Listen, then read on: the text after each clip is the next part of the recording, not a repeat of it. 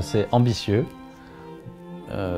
pour sûr très ambitieux, parce que c'est comme rentrer dans un monastère ou prendre une grande décision pour sa vie. Vraiment, ça change nos vies, à nous quatre.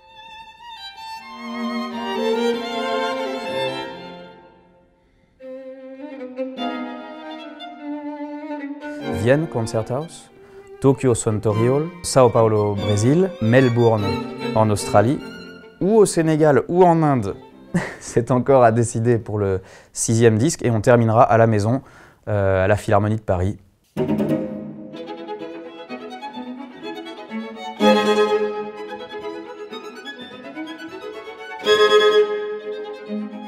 On savait aussi qu'on ne le ferait pas une autre fois. En disant oui pour Carnegie Hall 2020, c'était un événement unique dans notre vie.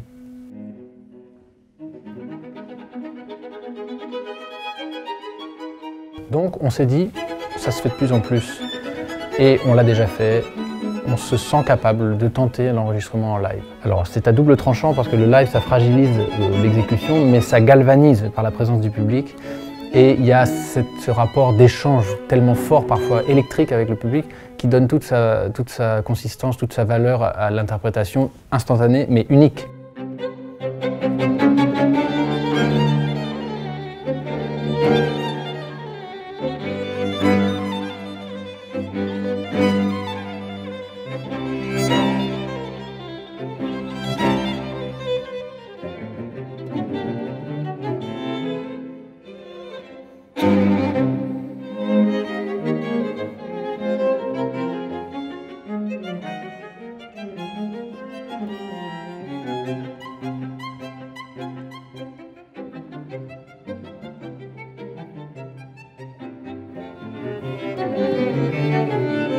Parce que il y a une image qui est malheureuse de la musique classique à l'heure actuelle, où on pense que c'est élitiste, que les jeunes générations ne peuvent pas avoir accès à ça.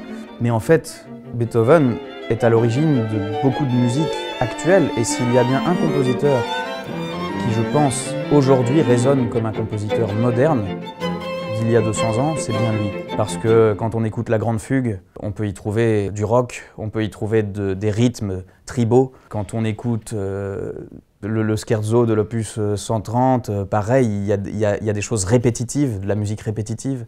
Il aime casser les frontières. Il est allé, je pense, en tout cas pour l'écriture du Quatuor, au plus loin de ce qu'on pouvait faire. Donc c'est bien lui qui doit porter ce message d'universalité musicale. Et donc il écrit pour les siècles à venir.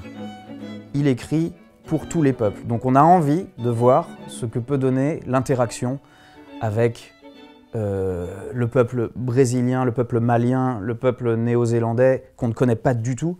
Et on veut voir comment ils vont réagir à ça.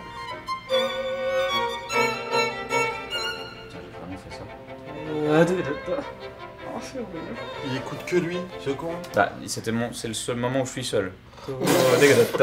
Et le troisième, je fais un énorme crescendo. Je suis con. Tac, tac, à chaque fois que tu vois une étiquette comme ça, c'est un autre concert. Donc, oui, d'accord, bah ça change, c'est forcément 1 sur 2, 1 sur 2.